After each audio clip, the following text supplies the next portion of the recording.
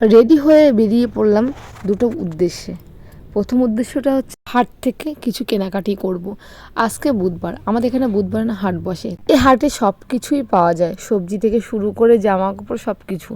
সবজিগুলো এত সুন্দর সুন্দর হয় আর খুব কম দামে পাওয়া যায়। তাই আমরা বেরিয়ে পড়লাম, মামনি, আমি, মাহি, আমরা তিনজনে। আমরা তো ঘুরতে বেরোতে পারলে মাহি ভীষণ খুশি হয়। তো ফাইনালি আমরা হাটে চলে এসেছি। হাটে এসে দেখি এত সুন্দর সুন্দর জিনিস উঠেছে। মশারিগুলো দেখতে পাচ্ছি এত সুন্দর, যেহেতু গরমকাল পাতলা মশারি খুব দরকার, সেগুলো পেয়ে গেছি। তো কী কী কিনলাম তোমাদের বাড়ি গিয়ে দেখিয়ে দেবো। তো ফাইনালি দেখো বাড়ি চলে এসেছি। আর কী কী নিয়েছি চলো তোমাদের দেখিয়ে দিই। তো সবজি বাজার করছি, সেটা তোমাদের আর দেখালাম না। আর এখানে মাহির জন্য দেখো একটা গেঞ্জি নিয়েছে হাইনেক, এত সুন্দর। এই সোয়েটার গেঞ্জিগুলো 60 টাকা নিয়েছে।